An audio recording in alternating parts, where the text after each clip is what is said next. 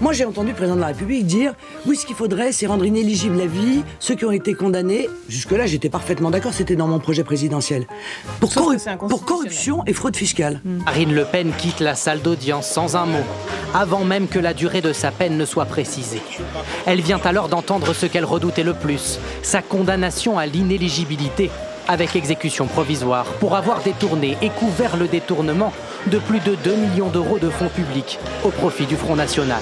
On voit bien, et c'est d'ailleurs marqué dans les attendus, que la juge, en tout cas les juges, voulaient empêcher une personne, Marine Le Pen, d'aller à une élection. L'élection présidentielle, c'est noté noir sur blanc, et donc c'est... Mais ça, c'est votre argument, pardon. C'est la stratégie du RN depuis lundi, et c'est la stratégie du RN depuis toujours. Je n'hésite pas à souligner la dimension politique dans le procès qui nous est fait.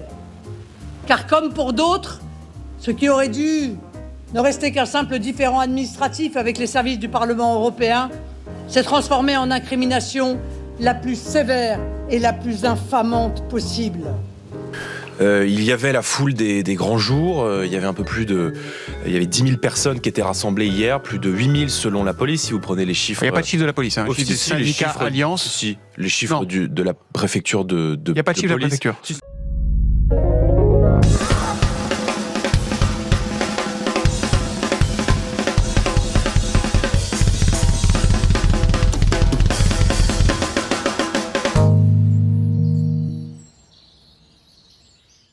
Lorsqu'elle était présidente du Front National, parti d'extrême droite cofondé notamment par un ancien Waffen-SS et rebaptisé Rassemblement National en 2018, Marine Le Pen, qui est toujours députée de ce parti dont elle n'a jamais renié l'ascendance, exigeait toujours plus de férocité contre les élus indélicats. En 2013, elle demandait par exemple, comme on le rappelait ici même la semaine dernière, qu'ils soient frappés d'une peine d'inéligibilité à vie s'ils étaient reconnus coupables de détournement de fonds publics.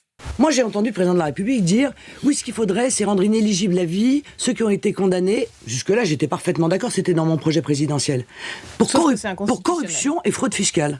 Et le 31 mars dernier, ces vœux ont été en partie exaucés, puisque si elle n'a pas été déclarée inéligible à vie, elle a tout de même été condamnée pour avoir précisément détourné plusieurs centaines de milliers d'euros de fonds publics européens à une peine de 5 ans d'inéligibilité avec effet immédiat.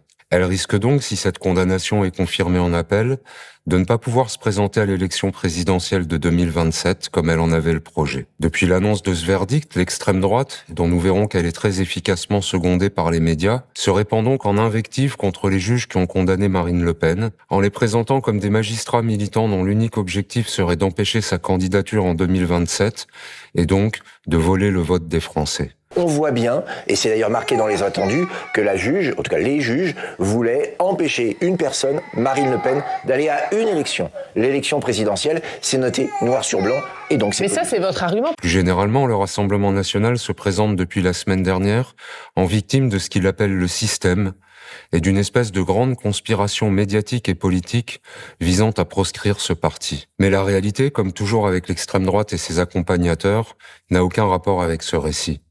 D'une part, les juges qui ont condamné Marine Le Pen n'ont fait qu'appliquer la loi anticorruption adoptée par le Parlement en 2016. Et ils l'ont appliquée en faisant preuve de beaucoup d'indulgence, puisqu'ils ont condamné cette députée à 5 ans d'inéligibilité seulement, alors que cette loi prévoit en principe, pour les élus reconnus coupables de malversation, une peine de 10 ans d'inéligibilité. Mieux encore, 24 heures après cette condamnation, dont Marine Le Pen a immédiatement fait appel, tout en se plaignant mensongèrement de ne disposer d'aucun recours, la Cour d'appel de Paris a déclaré le 1er avril qu'un nouveau procès serait organisé rapidement et qu'un nouveau jugement serait rendu avant l'été 2026. I want to go in first before anybody else. Anything you say, sweetheart. L'intéressée a aussitôt déclaré que c'était pour elle une très bonne nouvelle, fin de citation, et c'est en partie vrai.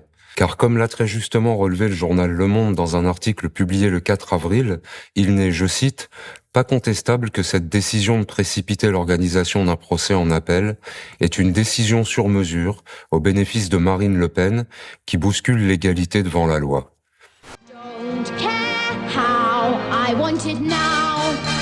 Don't care how I want it now.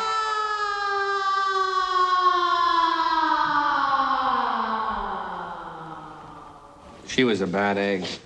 Car bien sûr, et comme l'a également relevé Le Monde, aucun justiciable ordinaire ne pourrait ainsi obtenir qu'on avance son procès en appel pour lui offrir une deuxième chance d'échapper à une sanction.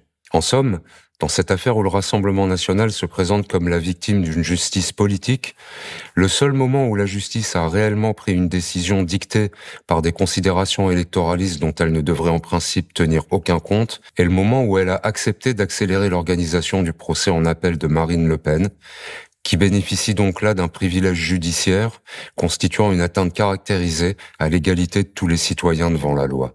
C'est la stratégie du RN depuis lundi et c'est la stratégie du RN depuis toujours. Là, on est typiquement dans le cas d'école du discours victimaire, populiste et complotiste sur lequel Marine Le Pen et Jean-Marie Le Pen ont fait toute leur carrière politique depuis 60 ans.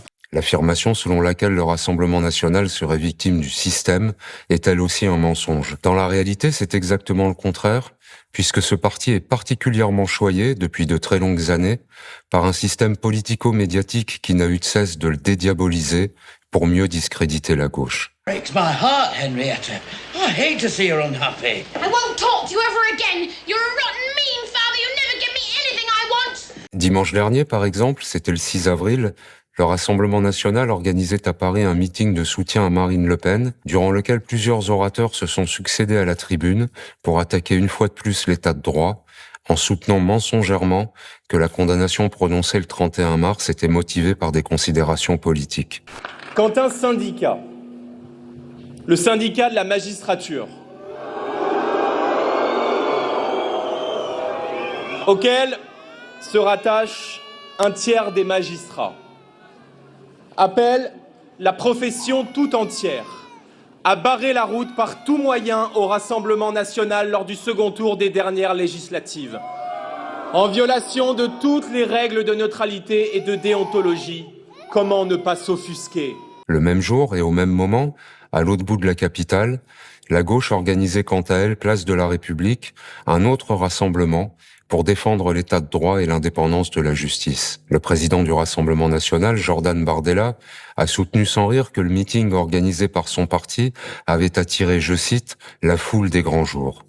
Il y avait la foule des grands jours, il y avait il y avait 10 000 personnes qui étaient rassemblées hier, plus de 8 000 selon la police, si vous prenez les chiffres. Il n'y a pas de chiffre de la police, hein.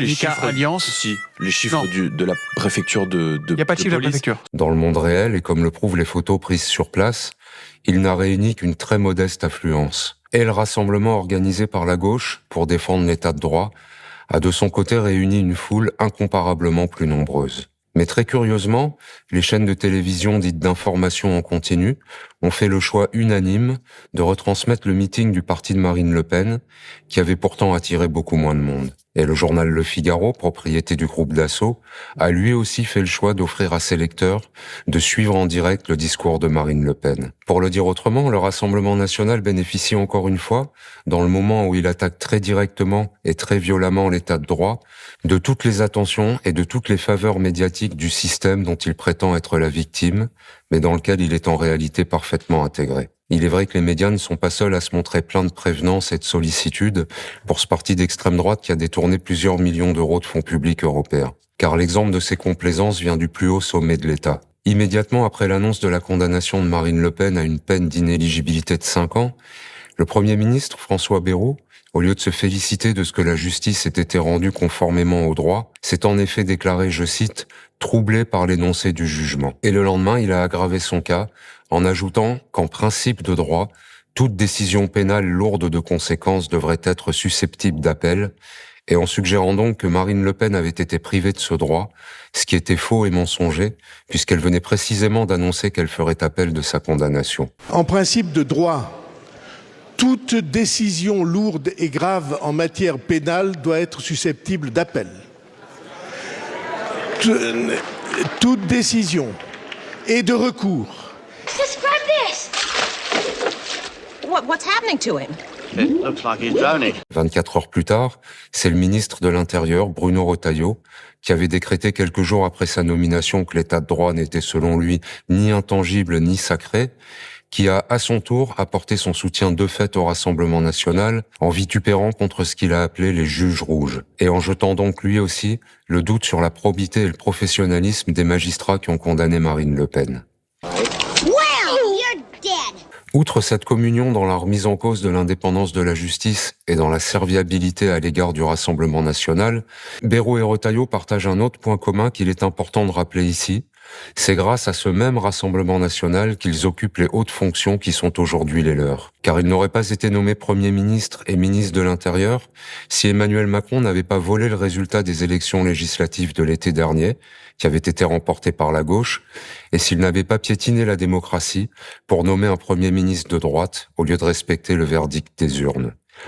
Et Macron lui-même n'aurait jamais pu confisquer le vote des Français s'il n'avait pas personnellement demandé à Marine Le Pen, qui avait très gentiment accepté, de ne pas s'opposer à cette nomination. Dans le monde réel, et contrairement à ce qu'elle prétend aujourd'hui lorsqu'elle accuse les juges qui l'ont condamnée de vouloir empêcher ses électeurs de voter pour la candidate de leur choix, Marine Le Pen n'éprouve donc aucun respect pour le vote des Français, puisqu'elle a, répétons-le encore une fois, aidé Macron à confisquer le résultat des législatives, dont le résultat ne lui convenait pas. Il sera difficile de trouver une meilleure preuve que le Rassemblement national n'est pas contre le système, mais qu'il est l'un des rouages sans lesquels le système ne fonctionnerait pas. Merci d'avoir suivi cette chronique, à la semaine prochaine.